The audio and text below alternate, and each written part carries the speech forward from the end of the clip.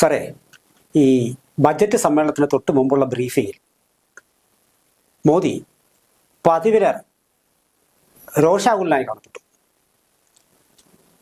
അത് പ്രതിപക്ഷത്തെ പ്രകോപിതരാക്കാനാണോ അതോ കൂടുതൽ പ്രബുദ്ധരാകാനാണോ? എന്താണ് സാറിന്റെ അഭിപ്രായം? നമ്മൾ സാധാരണ കഴിഞ്ഞൊരു 10 വർഷം കൊണ്ട് മോദിയിൽ അധികം കാണാത്ത ഒരു വികാരമാണ് രോഷം. വളരെ അപൂർവ സന്ദർഭങ്ങളിലായിരുന്നു അങ്ങനെ ഒരു സാഹചര്യം ഉണ്ടായിട്ടുള്ളത്. പ്രത്യേകിച്ചും ഈ സഭയിൽ അങ്ങനെ രോഷം കാണിക്കുന്ന മോദിയെ കണ്ടില്ല. അവിടെ പരിഹാസവും കളിയാക്കലും ഒക്കെ ആയിട്ടാണ് മോദിയുടെ എല്ലാ പ്രസംഗങ്ങളും നടന്നിട്ടുള്ളത്.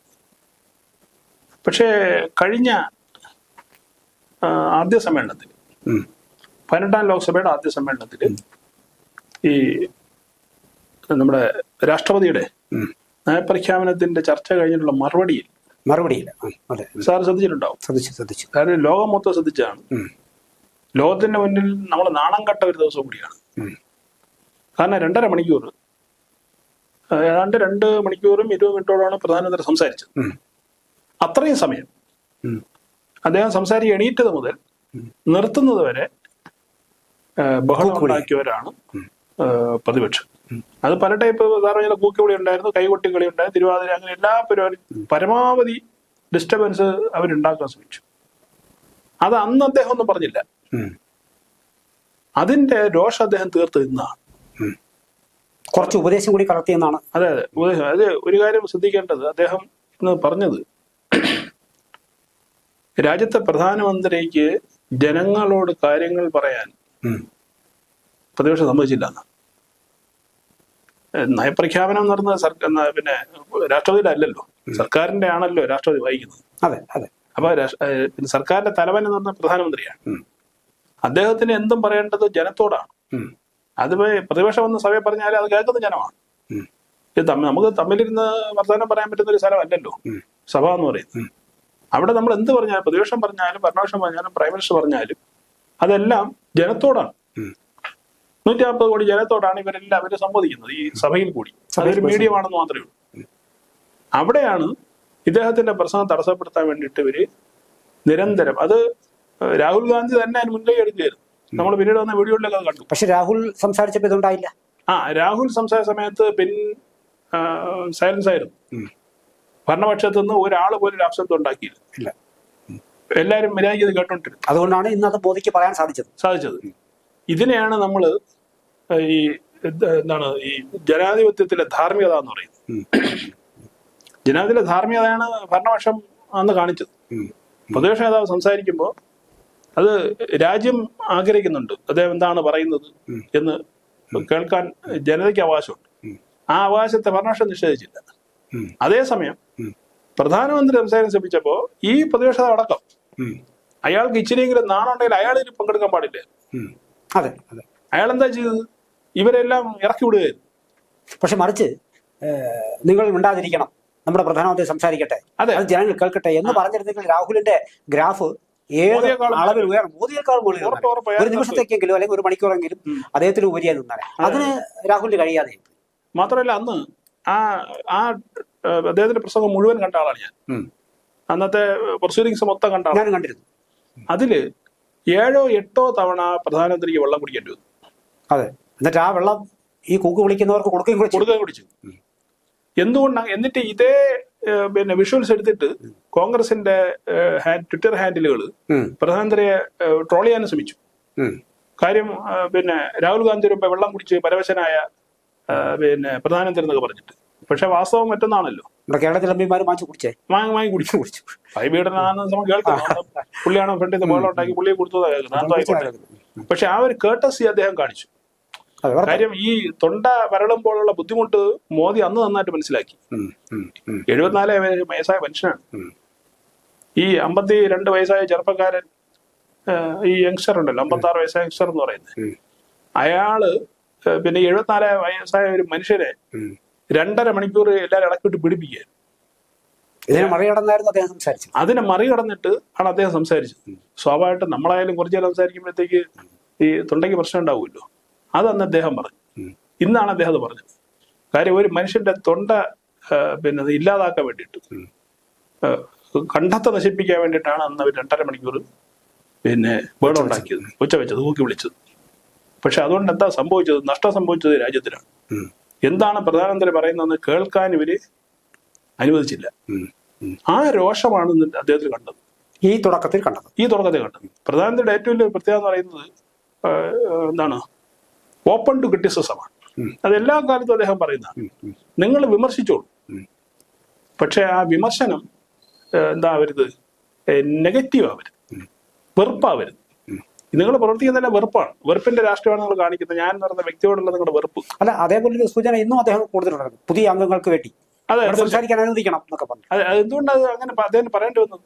കഴിഞ്ഞ സഭ, അതായത് ഈ സത്യപ്രതിജ്ഞ നടക്കുന്ന സമയത്ത് പോലും പുതിയ അംഗങ്ങൾ വരുമ്പോഴത്തേക്ക് സത്യപ്രതിജ്ഞ എല്ലാവരും കൂടെ ഇരുന്ന് കൂട്ടായിട്ട് സന്തോഷത്തോടെ ചെയ്യേണ്ട ഒരു കർമ്മമാണല്ലോ.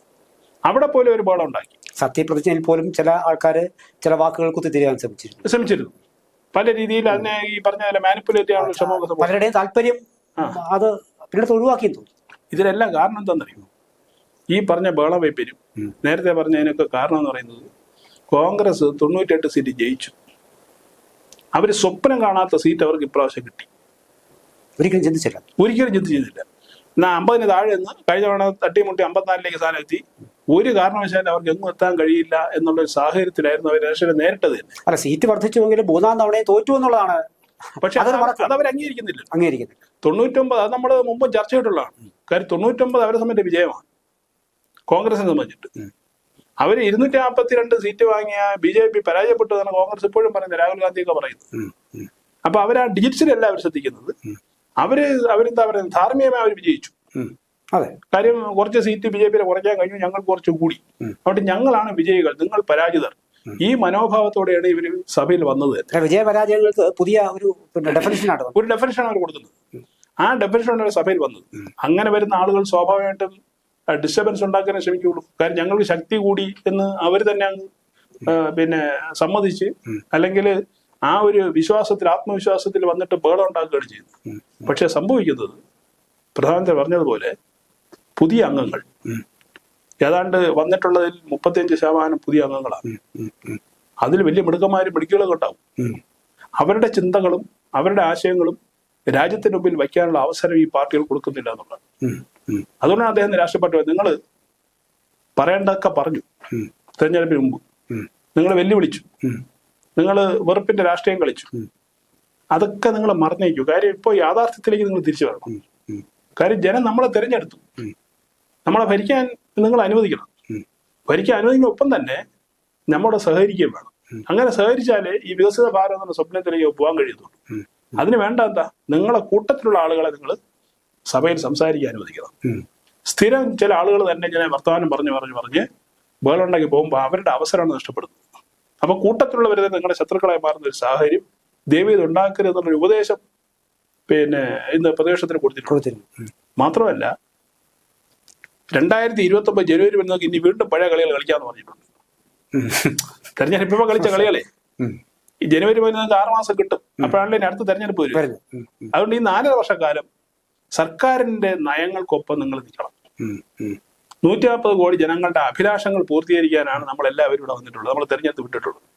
ഈ അഭിലാഷങ്ങൾ പൂർത്തീകരിക്കുന്നത് വരെ ബഹളം ഉണ്ടാക്കിയിട്ടല്ല, നിങ്ങളുടെ സഹകരണം കൊണ്ട് മാത്രമേ ഈ സഭ കൃത്യമായി മുന്നോട്ട് പോയി. ഇല്ലെങ്കിലും കാര്യങ്ങൾ നടക്കും, പക്ഷേ തിരിച്ചടി ഉണ്ടാവുന്നത് നിങ്ങൾക്ക് തന്നെ ആയിരിക്കും. അപ്പൊ നമ്പറിന്റെ പേരുള്ള അഹന്ത ഈ പാർട്ടികൾ കാണിച്ചു കഴിഞ്ഞാൽ ആദ്യന്തമായ നഷ്ടം ഉണ്ടാകുന്ന അവർക്ക് തന്നെയാണ്. അത് ഈ അംഗ ബലം വർദ്ധിച്ചത് അത് പക്ഷെ കോൺഗ്രസിനും കേരളത്തിലെ ഇന്ത്യയിലെ സർവ്വ ജനവിഭാഗങ്ങൾക്കും സർക്കാരിനും പ്രതിപക്ഷ നിരയ്ക്കും ഒക്കെ ഊർജ്ജമാകേണ്ടതാണ് വാസ്തവത്തിൽ. തീർച്ചയായിട്ടും. പക്ഷെ അതിനെ ഈ തടസ്സപ്പെടുത്താനുള്ള മറ്റുള്ളവരുടെ ഒച്ച, ശബ്ദം, പ്രസംഗം തടസ്സപ്പെടുത്താനുള്ള ഉള്ള ഒരു ആയുധമാക്കി മാറ്റിയാൽ നാളെ ജനങ്ങളുടെ അറിയാനുള്ള അവകാശത്തെ കൂടി ഹനിക്കുകയല്ലേ വാസ്തവത്തിൽ. സാറേ, ക്ലാസ് മുറിയില്ലേ, ഒരു ക്ലാസ് മുറി നമുക്ക് എടുക്കാം. ഒരു ക്ലാസ് മുറിയിൽ ഒരു 40 കുട്ടികളുണ്ടെന്നിരിക്കട്ടെ. ആ 40 കുട്ടികളിൽ 1-2 പേരായിരിക്കും ചിലപ്പോൾ ഈ വികൃതിക്കാർ ക്ലാസ്സിൽ ബഹളം ഉണ്ടാകുന്നത് പഠിപ്പിക്കുക, അല്ലെങ്കിൽ മറ്റുള്ള ശല്യം ചെയ്യുന്ന 1-2 ആളുകളായിരിക്കും. അതുകൊണ്ട് തന്നെ വലിയ എഫക്റ്റ് ആവില്ല. ഒരു 10-12 ആളുകൾ ഈ കാറ്റഗറിയിൽ വന്നു കഴിഞ്ഞാൽ അവരുടെ പ്രധാനപ്പെട്ട ലക്ഷ്യം എന്തായിരിക്കും? ഈ ക്ലാസ് നടക്കാതാക്കുക, വരുന്ന അധ്യാപകരെ ഉപദ്രവിക്കുക, അല്ലെങ്കിൽ പഠനം ശ്രദ്ധിക്കുന്ന കുട്ടികളെ അവരിന്ന് ശ്രദ്ധ കേന്ദ്രീകരിക്കുക, ക്ലാസ് അലങ്കോലമാക്കുക. ഇത് എണ്ണം കൂടുന്നവർ എന്ത് ചെയ്യും? ഈ അലങ്കോലപ്പെടൽ കൂടി അത്തരക്കാർ പ്രത്യേക പേരിൽ പിന്നീട് അറിയപ്പെടുകയും ചെയ്യും. ആ പേരാണ് പ്രതിപക്ഷം ഇനി വാങ്ങിക്കൂട്ടാൻ പോകുന്നത്. അന്ന് കഴിഞ്ഞ സമ്മേളനത്തില് പാർട്ടിക്ക് അതീതമായി എല്ലാ പേരും, എനിക്ക് തോന്നുന്നു ഒരുപക്ഷെ കോൺഗ്രസിനെ വിശ്വസിക്കുന്ന സ്നേഹിക്കുന്ന ആളുകൾ പോലും ആ നടപടിയെ വിമർശിച്ചിരുന്നു. ഈ പ്രധാനമന്ത്രിയുടെ പ്രസംഗം തടസ്സപ്പെടുത്തി. കാര്യം ഇത് കേട്ടാലല്ലേ എന്താണ് സംഭവം എന്ന് അറിയാൻ കഴിയത്തുള്ളൂ. അപ്പൊ അത്തരത്തിലേക്ക് തരം താഴുന്ന ഒരവസ്ഥയാണ് പ്രതിപക്ഷ നേതാവായിട്ട് പിന്നെ ആവാനുള്ള അവസരം ആദ്യം കിട്ടിയ രാഹുൽ ഗാന്ധി ചെയ്തത്. ഒരു പ്രതീക്ഷ വേണ്ട ഈ മനുഷ്യൻ. വലിയ പ്രതീക്ഷകളായിരുന്നു രാജ്യത്തിന് മൊത്തം, മാധ്യമങ്ങൾക്ക് വലിയ പ്രതീക്ഷയായിരുന്നു. കാര്യം ഇതുവരെ ഒന്നും ആവാൻ കഴിയാത്ത ഒരു മനുഷ്യൻ ക്യാബിനറ്റ് റാങ്കിലേക്ക് ഇപ്പോ പ്രതീക്ഷയായിട്ട് തെരഞ്ഞെടുക്കപ്പെട്ടു കഴിഞ്ഞു. പക്ഷെ ആ ഒരു മെച്യൂരിറ്റി, ഞാൻ സഭയുടെ മൊത്തം പ്രദേശത്തെ മൊത്തം ലീഡ് ചെയ്യുന്ന ആളാണ് എന്നുള്ള ഒരു മെച്യൂരിറ്റി കാണിക്കാനുള്ള അവസരമാണ് ഇദ്ദേഹം കളഞ്ഞു പിടിച്ചത്. അല്ല, ആരോഗ്യകരമായി സർക്കാരിനെ തിരുത്താനുള്ള എല്ലാ അവകാശവും സ്വാതന്ത്ര്യം ഒക്കെ പിന്നെ അദ്ദേഹത്തിന് തീർച്ചയായിട്ടും. പക്ഷെ അതിനെ ഇത്തരത്തിൽ കോലാഹലമയമായി ആക്കി സഭയെ തീർക്കാൻ പിന്നെ നേതൃത്വം കൊടുക്കുക എന്ന് പറയുന്നത് ഒരിക്കലും അല്ല, ഇതിനെ ഹൂളിഗാനിസം എന്നേ പറയാൻ പറ്റൂ. ഇതിനൊക്കെ നമ്മൾ നല്ല രീതിയിൽ പറഞ്ഞ ഹൂളിഗാനിസം, ഗുണ്ടായിസം എന്നേ പറയാൻ പറ്റുള്ളൂ. സഭയ്ക്ക് ഗുണ്ടായിസം കാണിക്കാനുള്ള സ്ഥലമല്ല സഭ. അതെ, അത് പലതവണ മോദി അത് പിന്നെ പറഞ്ഞിട്ടുള്ള കഴിഞ്ഞ ടൈമിലും വളരെ തീർച്ചയായിട്ടും കൃത്യമായി തന്നെ അദ്ദേഹം സൂചിപ്പിച്ചു. സഭ ജനങ്ങളുടെ പ്രശ്നങ്ങൾ ചർച്ച ചെയ്യേണ്ടതാണ്, രാജ്യത്തിന്റെ വികസനത്തെ കുറിച്ച് ചർച്ച ചെയ്യേണ്ടതാണ്, രാജ്യത്തിന്റെ നന്മയ്ക്ക് വേണ്ടി ചർച്ച ചെയ്യേണ്ട സ്ഥലമാണ് ഇവിടെ. നിങ്ങൾ ബഹളം ഉണ്ടായിക്കോളൂ. എല്ലാ സമയത്തും ബഹളം മാത്രം എന്ന് പറഞ്ഞാൽ അവിടെ ബിസിനസ് നടക്കണ്ടേ? കോടിക്കണക്കിന് രൂപയാണ് ഒരു ദിവസത്തെ സഭ ചെലവഴിക്കുന്നതിന് വേണ്ടി നമ്മുടെ നികുതി പണത്തിൽ നിന്ന് പോകുന്നത്. അതെ അതെ അതെ, ഇവര് വാങ്ങിച്ചുകൊണ്ട് പോകുന്നുണ്ട് പൈസ.